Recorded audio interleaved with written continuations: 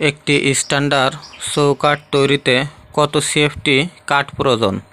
কাঠের সাইজ 2.5 ইঞ্চি 6 ইঞ্চি। চৌকাঠের সাইজ 40 ইঞ্চি 84 ইঞ্চি। চৌকাঠের জন্য কাঠের পরিমাণ 1.80 সিএফটি। একটি স্ট্যান্ডার্ড পাল্লার জন্য কত সিএফটি কাঠ লাগে? পাল্লার সাইজ 36 ইঞ্চি 82 ইঞ্চি।